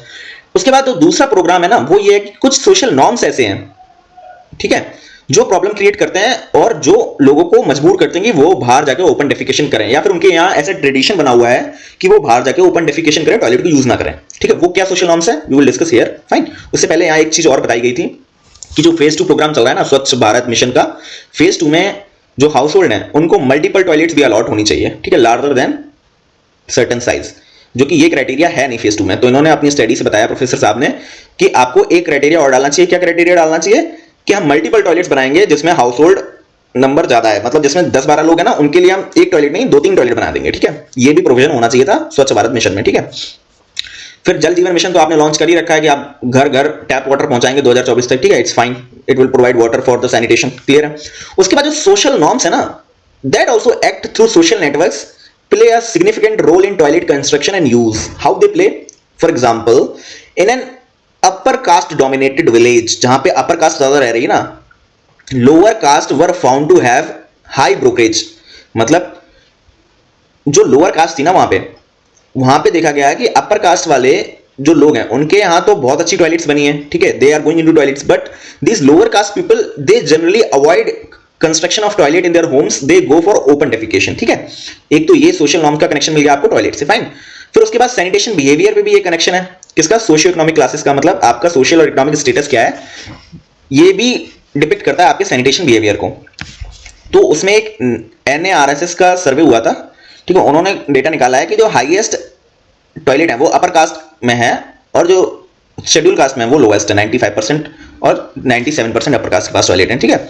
उसके बाद इन्होंने बताया है प्रोफेसर जी ने कि सैनिटेशन केवल और केवल आपको इंफ्रास्ट्रक्चर बेसिस पे नहीं करना है कि आपने टॉयलेट बिल्ड कर दिया, पानी पहुंचा दिया, नहीं, आपको बिहेवियरल चेंजेस भी लानी है, बिहेवियरल चेंज के कैंपेन चलाने हैं आपको, ताकि ये जो सोशल नॉर्म के बेसिस पे ना टॉयलेट में डिफरेंसेस देखने को मिल रहे हैं अपर कास्ट लोअर कास्ट में, ताकि इनको एलिमिनेट किया जा सके सोसाइटी से, fine. We have discuss whole article, ठीक है, स्टोरी क्लियर है आपको, ठीक है। स्टोरी क्या है? सैनिटेशन से रिलेटेड है, सैनिटेशन का कवरेज, ठीक है, ओपन डेफिकेशन, ठीक है, उसके बाद स्वच्छ भारत मिशन ग्रामीण, ठीक है, हाउस होल्ड की साइज बहुत बड़ी होती है इसलिए टॉयलेट यूज नहीं कर पाते हैं लोग, और सोशल नॉर्म्स जस्ट लाइक कि upper caste lower caste discrimination होता है तो इसलिए टॉयलेट यूज नहीं हो पाती, फाइन, स्टोरी फाइन। उसके बाद ये साइड में जो आर्टिकल दिया गया है वो भारत रत्न और पॉलिटिक्स से रिलेटेड है कि लाल कृष्ण अडवाणी जी को मिला है, तो राइटर ने ये बताया है कि अब भारत रत्न का use political point of view से किया जा रहा है, which is not important for us. फिर यहाँ पे आयरलैंड के बारे में बताया गया है, which is also not important. फिर यहाँ पे जो सेकंड आर्टिकल है ना एडिटोरियल में, वो है Uttar Pradesh model to tackle malnutrition, it's important, ठीक है, इसको ध्यान से सुनना, सेशन बीच में छोड़ के नहीं जा रहा है कोई, ठीक है, everyone is sitting and listening to me very effectively, ठीक है, ताकि पूरा हिंदू कवर होगा आपको दोबारा पढ़ने की जरूरत नहीं पड़ेगी और आप चीजों को एक्सट्रैक्ट करके ले जा पाओगे अपने साथ कि आज हमने हिंदू पढ़ा तो हमें ये चीजें मिली हैं, यहां से हमने ये सीखा है, ठीक है, सिर्फ पढ़ के रख नहीं दोगे। ठीक है, जो सेकंड आर्टिकल है वो है Uttar Pradesh model to tackle malnutrition, मतलब उत्तर प्रदेश ने एक ऐसा मॉडल बनाया है जिससे माल न्यूट्रिशन भी टैकल हो रहा है और वुमेन का एम्पावरमेंट भी हो रहा है। ठीक है, तो वो क्या मॉडल है देखते हैं। Uttar Pradesh is a remarkable example of the importance of women empowerment in tackling in malnutrition by supporting community based micro enterprise led by self help groups। in simple words समझना इसको, उत्तर प्रदेश में कुछ सेल्फ हेल्प ग्रुप्स हैं, ठीक है, तो जो कि वुमेन के द्वारा रन किए जाते हैं। ठीक है, तो गवर्नमेंट ने इन सेल्फ हेल्प ग्रुप्स को जो वुमेन के द्वारा रन किए जाते हैं उनको सपोर्ट किया। ठीक है, उनसे उन्हें कुछ टेंडर प्रोवाइड किए। ठीक है, टेंडर किसके, जो मिड डे मील स्कीम में ना आटा, दाल, चावल, चना वगैरह जाते हैं ना, उनका टेंडर दिया गवर्नमेंट ने सेल्फ हेल्प ग्रुप को जो वुमेन द्वारा चलाए जाते हैं। ठीक है, अब उस टेंडर में सेल्फ हेल्प ग्रुप जो वुमेन द्वारा चलाया जाता है उनका काम क्या है कि आपको इन जो प्रोडक्ट्स है ना इनको आपको न्यूट्रिशियस बनाना है, या तो आप कोटिंग करो, ठीक है, या आप विटामिन वगैरह ऐड करो, या फिर राइस फोर्टिफिकेशन आपने सुना होगा, इन सब मेजर्स के थ्रू आप इसको न्यूट्रिशियस बनाओ। तो इससे दो काम हो रहे हैं ना, एक तो वुमेन का एम्पावरमेंट हो रहा है, ठीक है, उनको इकोनॉमिक अपॉर्चुनिटी मिल रही है, वो इनकम अर्न कर रही हैं, और दूसरा क्या हो रहा है, जो मिड डे मील स्कीम में जो सरकारी स्कूलों में बच्चों को जो खाना वगैरह जाता है वो न्यूट्रिशियस जा रहा है। ठीक है, उसमें कोई गपलेबाजी नहीं हो रही है, क्योंकि women generally do less corruption in comparison to men and all. ठीक है, they are more sensitive, fine. तो this is the model of Uttar Pradesh. तो it is tackling two things, women empowerment and malnutrition at the with a single arrow. ठीक है, fine. तो ये मैंने आपको जस्ट पूरा आर्टिकल का दे दिया। ठीक है, अब आर्टिकल की लाइन बाय लाइन बेसिस पे मैं स्टोरी क्रिएट करवाता हूं आपको, ध्यान से सुनना इसको। ठीक है, क्लियर आपको यहां तक। उसके बाद जो इंटरप्राइजेस है ना जो सेल्फ हेल्प ग्रुप की, वो क्या करती हैं, fortified and nutritious food produce करती हैं प्रेग्नेंट और breast feeding mothers and children. ठीक है, इन सब के लिए किसके under, through integrated child development services program. तो जो integrated child development services program है, इसमें कई सारी स्कीम आती हैं, उसमें एक स्कीम है मिड डे मील स्कीम। ठीक है, इसी का दूसरा नाम है मिड डे मील स्कीम, जिसमें बच्चों को सरकारी स्कूल में डेली खाना दिया जाता है, फाइन। तो वहां ये सब सप्लाई होकर जाता है, जो भी ये self help groups nutritious food मतलब 45 के द्वारा उसमें न्यूट्रिशन ऐड करते हैं, फाइन। फिर ये मॉडल क्या इन्वॉल्व करता है कि इसमें 20 वुमेन के ग्रुप रहेंगे, ठीक है, वो ऑटोमेटेड इक्विपमेंट यूज करेंगे और 5 मेट्रिक टन पर डे खाना को न्यूट्रिशियस बनाएंगे। ठीक है, और फिर ये राशन डिलीवर कर दिया जाता है आंगनवाड़ी सेंटर्स को इन वुमेन ग्रुप के द्वारा ही। जो ये आंगनवाड़ी सेंटर किसके अंडर चलते हैं, integrated child development services program के अंडर चलते हैं। और इसकी प्रशंसा किसने की है, united nation world food program में ने भी इसकी प्रशंसा की है कि it's a very effective way to deal malnutrition and women empowerment at the same time. ठीक है, इससे क्या हुआ है कि इस सारे प्रोग्राम से 4080 वुमेन जो है ना, वो 12 मिलियन जो बच्चे हैं ना मिड डे मील स्कीम में खाना खा रहे हैं, उनको न्यूट्रिशन माल न्यूट्रिशन से बाहर निकाल रही हैं, और इन 4000 वुमेन का इकोनॉमिक एम्पावरमेंट हो रहा है, fine. Women's empowerment for nutrition मतलब वुमेन कम्युनिटी को आप एंगेज कर रहे हो इन मिड डे मील स्कीम चलाने में। ये अपने आप में गेम चेंजर है। कैसे गेम चेंजर है, एक तो जेंडर ट्रांसफॉर्मेटिव अप्रोच है, ठीक है, मतलब this leads to providing livelihood opportunities to local women and empowering them economically. मैंने पहले बताया था आपको, ठीक है, एम्पावर कर रहा है इकोनॉमिकली। ठीक है, दूसरा काम क्या कर रहा है, ये दूसरा काम ये कर रहा है कि गवर्नमेंट इसमें कैसे हेल्प करती है, गवर्नमेंट प्रोवाइड करवाती है मशीनरी और रॉ मटेरियल, जैसे आपका गेहूं हो गया, ठीक है, चावल हो गया, इन सबको सब्सिडाइज रेट पे प्रोवाइड करवाती है government in self help group enterprises को जो वुमेन द्वारा रन किए जाती हैं। ठीक है, पहले क्या होता था कि उत्तर प्रदेश में ये सारा काम किया जाता था प्राइवेट कंपनीज द्वारा। ठीक है, तो इन प्राइवेट कंपनीज के द्वारा ये काम किया जाता था, इनको ही टेंडर दिए जाते थे। तो इनसे क्या होता था कि ये सारा मॉडल बहुत ही ज्यादा सेंट्रलाइज था, मतलब ये कंपनी को आपने अलॉट कर दिया, वही सारा काम देख रही है, ठीक है, और वो उसमें घपलेबाजी भी कर रही है, ठीक है, टेंडर में बहुत सारा पैसा बचा रही है, तो ना न्यूट्रिशन प्रोवाइड नहीं करवा रही बच्चों को, तो उसमें बहुत दिक्कत थी। अब इसको कर दिया डिसेंट्रलाइज। डिसेंट्रलाइज मतलब वुमेन जो सेल्फ हेल्प ग्रुप हैं उनको रिस्पॉन्सिबल बना दिया कि आप भाई इस खाने को न्यूट्रिशियस बनाएंगे और इसकी सप्लाई भी करेंगे कहाँ, मिड डे मील जो जितने भी सरकारी स्कूल हैं जहां पे ये मिड डे मील स्कीम चल रही है उन सबको। ठीक है, तो इससे क्या हो रहा है, हर एक वुमेन की इनकम बढ़ रही है, they are getting economically empowered. ठीक है, fine, we have discussed it. और ये क्या हेल्प कर रहा है, this is helping in preventing malnutrition. कैसे प्रिवेंट कर रहा है, क्योंकि high quality milk powder, oil, vitamin and minerals के द्वारा इस फूड को न्यूट्रिशियस बनाती हैं सेल्फ हेल्प ग्रुप वाली, ठीक है, लेडीज या वुमेन, और वो प्रिवेंट करेंगी माल न्यूट्रिशन जो मिड डे मील स्कीम में इस खाने को खाते हैं बच्चे हमारे। ठीक है, क्लियर है। उसके बाद स्ट्रेंथनिंग डिमांड, तो फिर वर्ल्ड फूड प्रोग्राम और Department of Women and Child Development, Uttar Pradesh की Department of Women and Child Development, इन्होंने साथ में कोलैबोरेट किया है कि हम और ज्यादा न्यूट्रिशन वैल्यू बढ़ाएंगे और सप्लीमेंट न्यूट्रिशन प्रोवाइड करवाएंगे इस ICDS स्कीम के through with the help of SGH, मतलब self help group of women's, ठीक है। तो इससे दोनों काम हो जाएंगे, ठीक है। अब क्या क्या मिलता है मिड डे मील स्कीम में बच्चों को? आटा मिलता है, बेसन मिलता है, हलवा मिलता है, ठीक है, बर्फी मिलती है, दलिया मिलता है, मूंग की दाल मिलती है, खिचड़ी मिलती है, ठीक है। ये सारे प्रोडक्ट्स मिलते हैं, फाइन। इनकी पैकेजिंग भी अच्छी कर दी गई है, ठीक है, लेबल्स वगैरह प्रोवाइड किए गए हैं और फूड सेफ्टी अथॉरिटी के द्वारा ये, ठीक है, स्टैंडर्ड्स जो है ना वो सारे चेक किए जाते हैं, तब बच्चों को प्रोवाइड किया करवाया जाता है, फाइन। तो क्लियर है, दिस आर्टिकल इज क्लियर। और इसमें we are including technology as well, मतलब एक ऐप बनाया हुआ है जिसके थ्रू सारी सप्लाई चेन का मॉनिटर होगा, फाइन। और एक पायलट प्रोजेक्ट बेसिस पे हमने QR कोड का यूज चला दिया है कि QR कोड से सारा ट्रांजैक्शन चेक और ट्रांजैक्शन में ट्रांसपेरेंसी मेंटेन होगी, फाइन। इससे भी हेल्प हुई है, फाइन।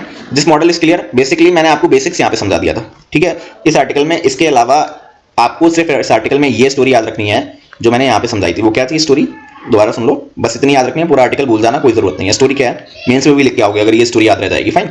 स्टोरी क्या है कि जो वुमेन सेल्फ हेल्प ग्रुप है ना यूपी में, उनको government mid day meal scheme वाले जो खाना प्रिपेयर करने वाला टेंडर है ना वो अलॉट करती है, ठीक है। और उस खाने को ये वुमेन, ठीक है, न्यूट्रिशियस बनाती हैं थ्रू फोर्टिफिकेशन, विटामिन और मिनरल्स ऐड करके उसमें।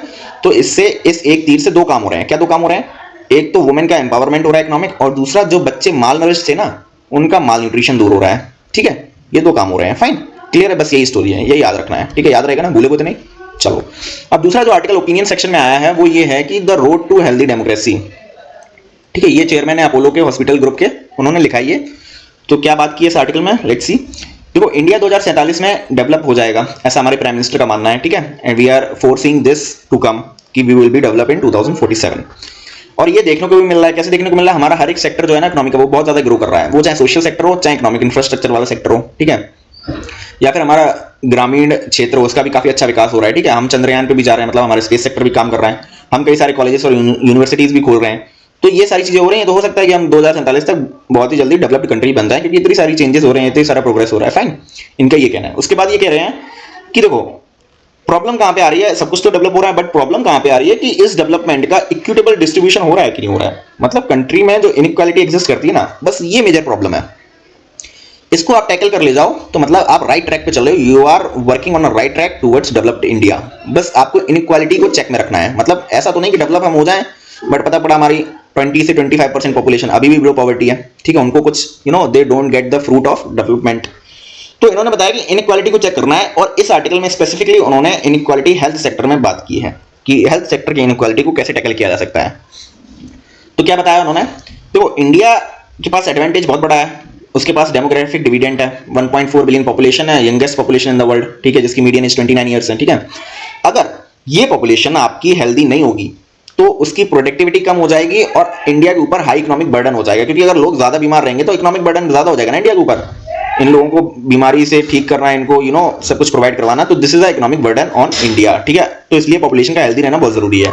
फिर इन्होंने कुछ फिगर्स बताए हैं, कुछ चीजें बताई हैं जिससे पता चलता है कि हाँ हमारी पॉपुलेशन में इकोनॉमिक बर्डन बढ़ रहा है हेल्थ इश्यूज का। इन्होंने सबसे पहले क्या चीज बताई है कि हमारी कंट्री में 101 मिलियन डायबिटीज के पेशेंट हैं, ठीक है। कार्डियोवास्कुलर जो डिसीजेज हैं, हार्ट रिलेटेड डिसीजेज, वो बढ़ रही हैं हमारी कंट्री में। हमारी कंट्री में कैंसर के जो केसेस हैं वो 57% हो जाएंगे 2040 तक, ठीक है। 2040 तक ये अनुमान है कि कैंसर के केसेस 57% बढ़ जाएंगे। तो वी आर सीइंग कि हमारे ऊपर हेल्थ का बर्डन बढ़ रहा है हमारी कंट्री के ऊपर, ठीक है। तो ये हेल्थ का बर्डन कैसे कम करना है इन्होंने ये बताया कि आपको प्रायोरिटी देनी है प्रिवेंटिव हेल्थ केयर की, ठीक है। अब प्रिवेंटिव, देखो दो टाइप के हेल्थ केयर सिस्टम होते हैं, एक होता है आपका प्रिवेंटिव और एक होता है क्यूरेटिव, ठीक है। प्रिवेंटिव में क्या होता है कि प्रिवेंटिव में हेल्थ केयर का सिस्टम का मतलब ये होता है कि आपको ऐसी हेल्थ फैसिलिटीज प्रोवाइड करवाई जाए, ध्यान से सुनना है इसको, इंपॉर्टेंट है, आपको ऐसी हेल्थ फैसिलिटीज प्रोवाइड करवाई जाए कि आप बीमार ही ना पड़ो। मतलब आपको सेफ ड्रिंकिंग वाटर प्रोवाइड करवाए गवर्नमेंट, आपको गुड सैनिटेशन प्रोवाइड करवाए, आपको पॉल्यूशन फ्री एनवायरनमेंट प्रोवाइड करवाए गवर्नमेंट, आपको पार्क्स बना के दे, आपको स्टेडियम्स बना के दे जहां पे आप फिजिकल एक्सरसाइज करो, जाके आप खेलो, जाके फिजिकली एक्टिव रहो। तो ये सारी ना चीजें, ये सारा इंफ्रास्ट्रक्चर आपको प्रिवेंटिव केयर प्रोवाइड करवाता है। मतलब आपकी डेली रूटीन चेकअप्स हो, ठीक है, आपका जेनेटिक स्टडी हो कि आपकी कोई जेनेटिक बीमारी होने का कोई संभावना तो नहीं है, और आपका टाइम टू टाइम चेकअप हो जिससे पता चले कि फ्यूचर में कोई बीमारी आने की संभावना तो नहीं है। तो इन सबको हम बोलते हैं प्रिवेंटिव हेल्थ केयर मेजर्स। तो ये सारे प्रिवेंटिव थे। मतलब इन सबको करने से आप बीमार होने से पहले ही बचे रह सकते हैं कि आपको बीमारी तक पहुंचना ही ना पड़े। ठीक है, प्रिवेंटिव क्लियर है। क्यूरेटिव क्या होता है? क्यूरेटिव हेल्थ केयर ये होता है कि आप बीमार पड़ चुके हैं, उसके बाद जो आपको हेल्थ सर्विसेज प्रोवाइड करवाई जाती हैं वो under curative health care services आता है। वो क्या है? आपको आपके चेकअप्स होना फीवर वगैरह के, आपका ब्लड टेस्ट होना, आपको मेडिसिन प्रोवाइड करवाना, ठीक है, आपको ऑपरेशन प्रोवाइड करवाना, ये सारे क्यूरेटिव हेल्थ केयर सिस्टम है। ठीक है, तो इसको ज्यादा प्रायोरिटाइज नहीं करना है इसको, ठीक है, फाइन, थोड़ा बहुत रखना है, बट प्रिवेंटिव को हेल्थ केयर सिस्टम को प्रायोरिटी देनी है ताकि लोग बीमार ही ना पड़े भाई। ठीक है, क्लियर है? इसमें पैरा में ये मेंशन था। फिर उसके बाद क्या हुआ? ठीक है, बेस्ड ऑन फैमिली हिस्ट्री, ठीक है, जेनोमिक डेटा, तो हम बता सकें आपको कि एडवांस में आपको कोई डिसीज तो नहीं होगी या फिर कोई डिसीज दोबारा तो नहीं हो जाएगी, और इसमें एआई भी हेल्प करेगा आपको प्रिवेंटिव हेल्थ केयर प्रोवाइड करवाने में। फाइन, क्लियर है? उसके बाद इन्होंने बताया कि at the world level India is a leading example in the case of health care sector. ठीक है, उसके कुछ इन्होंने एग्जांपल दिए हैं। कैसे दिए हैं? पहला एग्जांपल उन्होंने ये दिया है कि India globally world class health care infrastructure provide करवाता है। ठीक है, फाइन, जैसे हमारे एम्स हुए दिल्ली वगैरह के, these are literally world class. मतलब यू कैन सी कि मोस्ट ऑफ अवर सेलिब्रिटीज, वो चाहे अमिताभ बच्चन हो, चाहे हमारे नरेंद्र मोदी जी हो, या फिर जितने भी बड़े बड़े नेता हैं, they don't prefer to go outside, first they will go to AIIMS. ठीक है, उनकी फर्स्ट प्रायोरिटी होती है कि हम दिल्ली के एम्स में भर्ती होते हैं, हमें वहां के डॉक्टर देख लें एक बार, अगर वो रेफर कर रहे हैं और अगर उनके ट्रीटमेंट इतने इफेक्टिव नहीं हो पा रहे हैं, then they go for foreign treatments. ठीक है, मतलब हमारा world class health care infrastructure है कंट्री में। ठीक है, दूसरा क्या है कि हम जो मेडिसिन हैं और जो क्लिनिकल टेस्ट वगैरह हैं वो बहुत ही ज्यादा कम कॉस्ट में करते हैं, ग्लोबल कॉस्ट की 1/10 में। मतलब अगर ग्लोबली आप 1000 रुपए में करवा रहे हैं ना टेस्ट वगैरह, मेडिसिन वगैरह, तो हम केवल आपको 100 रुपए में करके दे देंगे इंडिया में। ठीक है, इसलिए हेल्थ केयर सेक्टर बहुत ज्यादा अच्छा है इंडिया में और बहुत ज्यादा कॉस्ट इफेक्टिव है। फाइन, फिर उन्होंने के बाद कहा कि इंडिया एक रीजनल लीडर है कैंसर ट्रीटमेंट में, क्योंकि रीजनल में अपने आते हैं पाकिस्तान, बांग्लादेश, नेपाल, इनके पास इतनी कैंसर ट्रीटमेंट की टेक्नोलॉजी है, हेल्थ केयर सिस्टम नहीं है। इंडिया एक अपने आप में रीजनल लीडर है कैंसर ट्रीटमेंट का। फाइन, बस इतना ही था इस आर्टिकल में। फाइन, तो आर्टिकल क्लियर, स्टोरी क्लियर है आपको कि 2047 तक हम डेवलप होने वाले हैं, बट जो मेजर प्रॉब्लम आ रही है वो इनइक्वालिटी की आ रही है कि कहीं सोसाइटी अनइक्वल न रह जाए। ठीक है, और इस आर्टिकल में इनइक्वालिटी हेल्थ केयर सेक्टर में बात हुई है, तो हेल्थ केयर सेक्टर में इनइक्वालिटी होने से क्या हो जाएगा, आपका अगर जो पॉपुलेशन है ना 1.4 बिलियन की, अगर वो हेल्दी नहीं होगी ना, तो इंडियन गवर्नमेंट पे बर्डन बढ़ जाएगा किसका, हेल्थ सिस्टम का। और इसके इंसिडेंसेस हमें कहां देखने को मिलते हैं? हमारे पास 101 मिलियन जो है ना वो डायबिटिक पेशेंट हैं। ठीक है, 57% कैंसर केसेस बढ़ जाएंगे 2047 तक। ठीक है, ये सारे इंसिडेंट्स मिलते हैं। फिर इस आर्टिकल में ये कहा गया कि प्रिवेंटिव हेल्थ केयर जो सेक्टर है, ठीक है, उसको बढ़ाना है हमें, ना कि क्यूरेटिव को। प्रायोरिटी देनी है प्रिवेंटिव हेल्थ केयर को। ठीक है, प्रिवेंटिव क्या था मैंने क्लियर कर दिया। स्टोरी क्लियर आपको इस आर्टिकल की। Now switch on to next article. Next article क्या है कि पंचायत लेवल पे, ठीक है, हायर ऑटोनॉमी अगर दो आप पंचायत को, तो उनके बेटर हेल्थ आउटकम्स मिलते हैं। मतलब जो पंचायत लेवल पे, जैसे ये पंचायत है आपकी, ठीक है, इस पंचायत को आप ऑटोनॉमी दो तो इसमें जो पॉपुलेशन रहती है ना, जो लोग बाग रहते हैं, उनके आपको हेल्थ आउटकम्स इंप्रूव्ड मिलेंगे। ठीक है, उसी के बारे में स्टडी है। फाइन, तो क्लियर है। हमने मंडे को एक आर्टिकल डिस्कस किया था जिसमें बताया गया था कि 1% जो इनकम है वो थ्रू टैक्सेस आती है, बाकी सब ग्रांट मिलता है सेंट्रल गवर्नमेंट से और स्टेट गवर्नमेंट से ग्रांट मिलता है किसको, पंचायत को। ठीक है, तो वो आर्टिकल में मैंने डिस्कस है, डिस्क्रिप्शन में लिंक डाल दूंगा। ठीक है, उसको वीडियो को देख लेना, हिंदू एनालिसिस है, मंडे का है, मतलब कल का है। ठीक है, उसके बाद जो पंचायत के बारे में एक चीज आई है रिपोर्ट सामने, उसी रिपोर्ट से आरबीआई की, वो ये आई है कि अगर आप पंचायत को ऑटोनॉमी प्रोवाइड करेंगे गवर्नेंस में, मतलब आप पंचायत को ये प्रोवाइड करेंगे कि भाई पंचायत अपने जो autonomy in the sense, panchayat जो अपने खुद के स्टाफ वगैरह उनको हायर कर सके, फाइन, अपने खुद टैक्सेस वगैरह कलेक्ट कर सके ज़्यादा से ज़्यादा, और अपने खुद के डिसीजंस ले सके गवर्नेंस मैटर में, तो आप देखने को मिलेंगे ये सब होने की वजह से इन्फेंट मोर्टेलिटी रेट जो है ना, और जो क्लीन वाटर सैनिटेशन फैसिलिटीज़ हैं, उन पंचायत में ज़्यादा अच्छी पाई गई जिनके पास ये सारी ऑटोनॉमी थी गवर्नेंस की। ठीक है, तो इस आर्टिकल में यही है और ये सब डेटा दिया गया जिसको आप पढ़ लेना, पीडीएफ अपलोड कर दूंगा टेलीग्राम चैनल पे। ठीक है, इतना कुछ इंपॉर्टेंट नहीं है जो डिस्कस किया जाए, बस आपको ये याद रखना है कि एक डेटा में आप कोड कर सकते हो मेंस के आंसर में, GS2 में पंचायती राज के बारे में पूछेगा क्वेश्चन, आप कोड कर सकते हो कि एज पर आरबीआई स्टडी, ठीक है, the panchayat which have higher autonomy in terms of governance, ठीक है, leads to better health outcomes as well, so we need to provide autonomy, और ये इसका एविडेंस है, ठीक है, साइंटिफिक एविडेंस है रिपोर्ट के बेसिस पे। फाइन, तो it will help you to get more marks in mains. Fine, ठीक है, हमने ये डिस्कस कर लिया ओपिनियन। ठीक है, टेक्स्ट इन कॉन्टेक्स्ट हो चुका है। फाइन, तो we have done the major articles, important ones. अब हम द हिंदू की पूरी न्यूज देख लेते हैं from the starting page, front page. ठीक है, आज फ्रंट पेज पे कौन सी न्यूज आई है? ठीक है, this is the front page. Front page पे जो न्यूज आई है कि चंपाई गवर्नमेंट है ना, उसने फ्लोर टेस्ट जीत लिया है झारखंड की गवर्नमेंट में, और ये भाई साहब, this man has become the new CM of Jharkhand. ठीक है, अब आपको अपनी लक्ष्मीकांत में जाके बेसिक्स में जाके पढ़ना है कि ये फ्लोर टेस्ट क्या होता है, ठीक है, ध्यान से पढ़ना। ये मैं यहाँ पे नहीं करवाऊंगा, हर चीज़ नहीं करवा सकता ना, सेशन बहुत लंबा हो जाएगा, ठीक है, बट स्टिल ठीक है आपको मैं बता रहा हूँ, ठीक है, बट चीज़ें मैं आपको बता के जाता हूँ 100% जो इंपॉर्टेंट है आज के हिंदू में, ठीक है, वो ये है कि फ्लोर टेस्ट आपको पढ़ना है जाके लक्ष्मीकांत से, फाइन, ठीक है। बाकी पीएम मोदी ने कांग्रेस के ऊपर राज्यसभा में कुछ कहा है विच इज नॉट इंपॉर्टेंट। हाँ, दिस आर्टिकल इज इंपॉर्टेंट, ये थोड़ा फनी है। अभी एक वीडियो प्ले होगी, आप उसमें देखोगे चंडीगढ़ जो इलेक्शंस हुए थे ना, उसमें क्या सीन हुआ था। उसमें जो प्रिसाइडिंग ऑफिसर है ना, उसने भाई साहब वोट ही मतलब उनको वोट को चेंज करके बीजेपी को जिता दिया, ठीक है। अभी वीडियो प्ले होगी, जस्ट सी द वीडियो।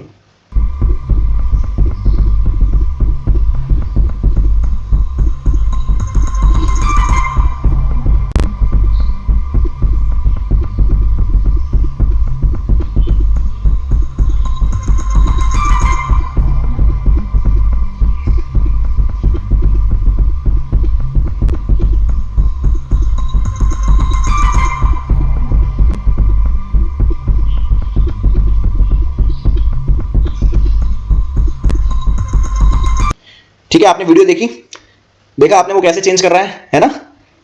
उसके बाद ये केस पहुंचा सुप्रीम कोर्ट ने, तो सुप्रीम कोर्ट ने भी ये वीडियो देखी, किसने, चीफ जस्टिस ने हमारी ये वीडियो देखी, और उन्होंने कहा कि it is obvious that he has डिफेस्ड the ballot, मतलब इट इज ऑब्वियस कि जो प्रिसाइडिंग ऑफिसर है उसने बैलेट पेपर के साथ छेड़छाड़ की है और वोटों को बदला है। This man has to be prosecuted, इसके ऊपर बल्कि केस चलना चाहिए इसकी चीज के लिए, ठीक है, ठीक है। उसी बारे में अपनी सुप्रीम कोर्ट ने टिप्पणी दी है, ठीक है। वी विल डिस्कस, थोड़ा बचा हुआ ऑन पेज 10, फाइन। बाकी कुछ इंपॉर्टेंट नहीं है, बस थोड़ा सा फनी था इसलिए मैंने बता दिया आपको। Now let's go to page number 2, city है, पूरा छोड़ सकते हो, कुछ इंपॉर्टेंट नहीं है। पेज 3 एज वेल, सिटी कुछ इंपॉर्टेंट नहीं है, पूरा छोड़ सकते हो। पेज 4 पे स्टेट में एक न्यूज है, ये भी बड़ी अच्छी है, बड़ी इंटरेस्टिंग न्यूज है, you will laugh after hearing this. ये क्या है कि बिहार में देखो, बिहार में क्या सीन चल रहा है। बिहार में महागठबंधन तोड़ लिया है किसने, नीतीश कुमार ने, ठीक है। नीतीश कुमार बिलोंग करते हैं जेडीयू से, ठीक है, और लालू प्रसाद यादव हैं आरजेडी के। तो आरजेडी से महागठबंधन तोड़ के नीतीश कुमार जी ने बीजेपी के साथ गठबंधन करके अपनी सरकार दोबारा बनाने के लिए प्रपोजल दिया है। तो जब आप सरकार दोबारा बनाते हो ना, तो आपको मेजोरिटी अपनी दिखानी होती है, कहां पे, लेजिस्लेचर में, गवर्नर के सामने, ठीक है, और स्पीकर के सामने। तो उसको फ्लो टेस्ट कहते हैं। फ्लो टेस्ट किसको कहते हैं, हालांकि आप बेसिक्स में जाके पढ़ेंगे अपनी लक्ष्मीकांत में, बट मैं आपको बता दे रहा हूं जनरल वे में कि फ्लो टेस्ट वो होता है जिसमें गवर्नमेंट बनाने के लिए जो पार्टी क्लेम कर रही है कि हम गवर्नमेंट बनाएंगे, उसको अपनी मेजोरिटी प्रूफ करनी पड़ती है on the floor of the house, ठीक है। मेजोरिटी कैसे प्रूफ करते हैं, ठीक है, ये हाउस है, यहां पे सब लोग बैठे होंगे, सारे लोग, सारे एमएलए बैठे होंगे, यहां पे स्पीकर बैठा होगा, ठीक है। वो पूछेगा कि नीतीश कुमार जी के जो कोलिशन गवर्नमेंट है, इसकी गवर्नमेंट बननी चाहिए, कितने लोग पक्ष में हैं, एमएलए से आई, तो अगर टोटल में से 50% से ज्यादा आई बोल देते हैं ना, तो मतलब फ्लो टेस्ट सक्सेसफुल हुआ, आप गवर्नमेंट बना लो। मतलब 50% से ज्यादा एमएलए आपके पक्ष में है तो आप गवर्नमेंट बना सकते हो, फाइन, ठीक है। ये फ्लो टेस्ट है, ठीक है। तो अब बिहार में फ्लो टेस्ट होना था, तो कांग्रेस वालों ने क्या किया है, कांग्रेस पार्टी अपनी राहुल गांधी वाली दिस मैन, इन्होंने क्या किया है, इन्होंने अपने पार्टीज के सारे एमएलए को बिहार से उठा के तेलंगाना की कैपिटल में ले आके बंद कर दिया है 11 फरवरी तक, ठीक है।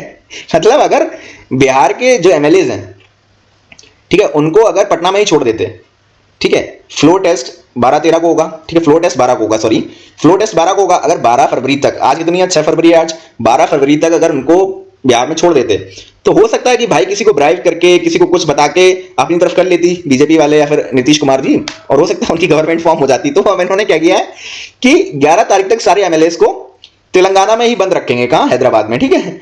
और जब 12 तारीख होगी ना, तो तब 1 घंटे पहले उनको भेजेंगे ताकि वो फ्लो टेस्ट में पार्टिसिपेट कर सकें, बस, ठीक है। ये इंटरेस्टिंग न्यूज है, तो you can see the how things are politically happening in our country, fine, ठीक है। उसके बाद नेक्स्ट जो है ना, वो ये है कि नेक्स्ट इस पेज पे कोई भी इंपॉर्टेंट न्यूज नहीं है, तो आप कट कर सकते हो, फाइन। एक इंपॉर्टेंट जो न्यूज है, हालांकि हमारी यूपीएससी पर्सपेक्टिव से बिल्कुल भी इंपॉर्टेंट नहीं है, कि यूपी का बजट पेश हुआ है, ठीक है। 7 लाख करोड़ का बजट है, यूपी गवर्नमेंट ने पेश किया है। उसमें से यहाँ पे मैंने हाईलाइट कर रखा है कि कौन से सेक्टर में कितना पैसा गया है। जिसको भी इंटरेस्ट हो, जो यूपी से भाई बिलोंग करता हो, वो पढ़ सकता है।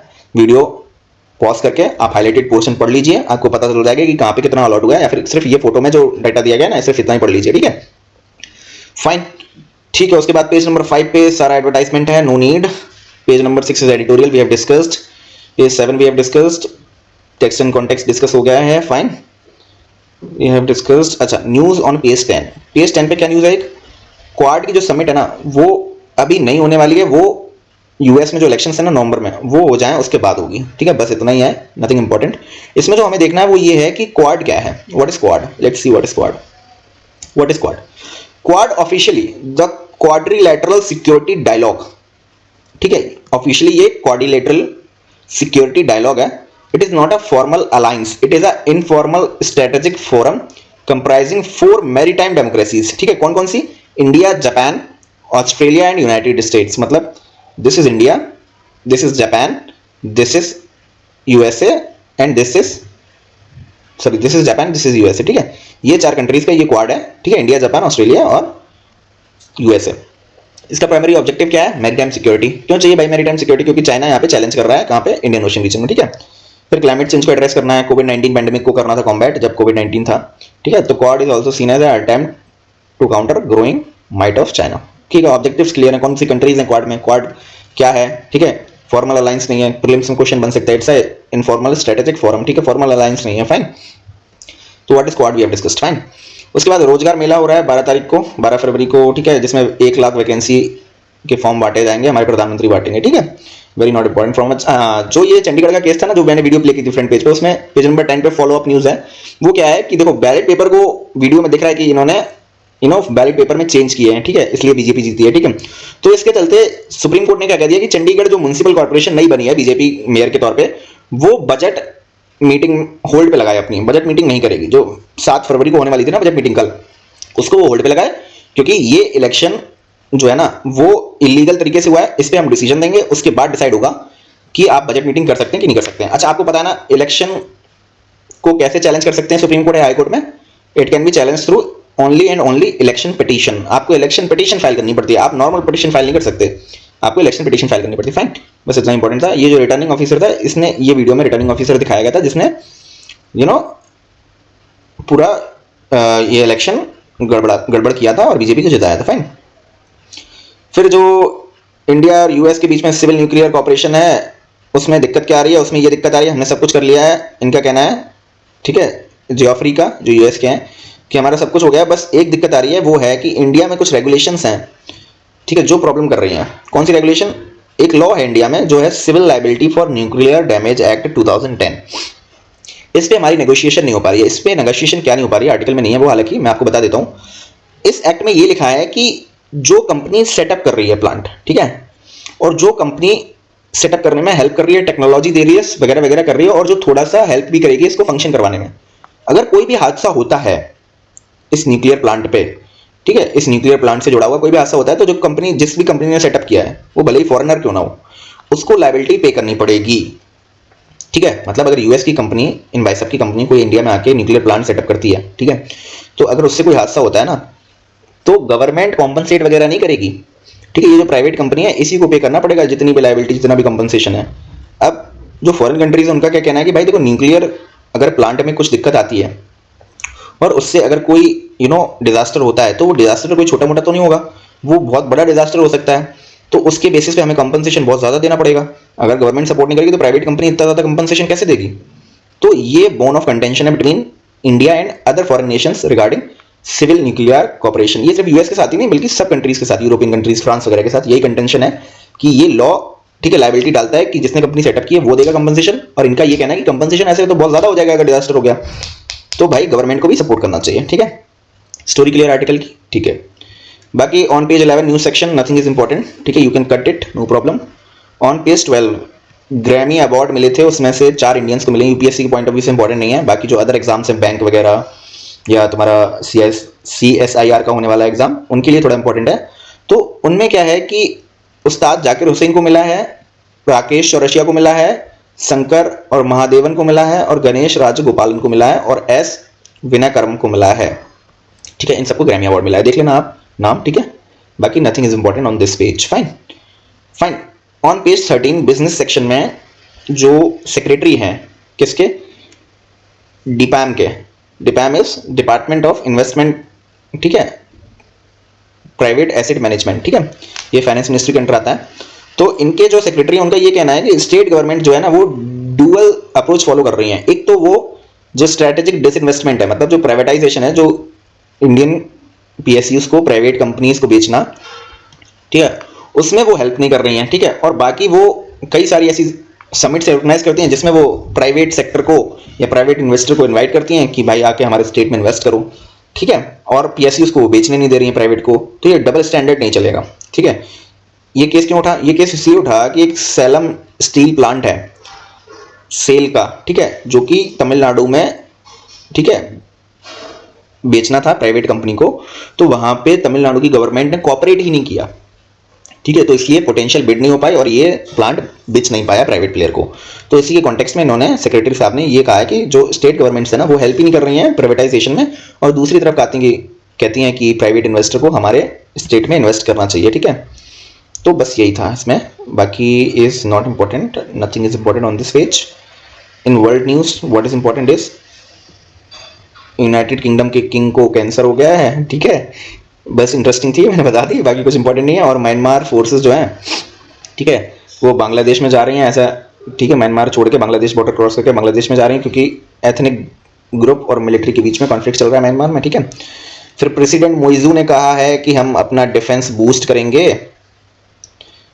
After Indian troops leave our country. ठीक है, करो भाई boost, not important, fine, not important. ठीक है, next is sports section which is not important for us. ठीक है, तो we have discussed, this is also sports section, हाँ this is science section, we have discussed. ठीक है, we have completed the Hindu of 6 Feb 2024, fine, तो हमने complete कर लिया है। We have discussed it very elaborately. I hope कि आपने पूरा सेशन देखा होगा, बीच में सेशन नहीं छोड़ा होगा।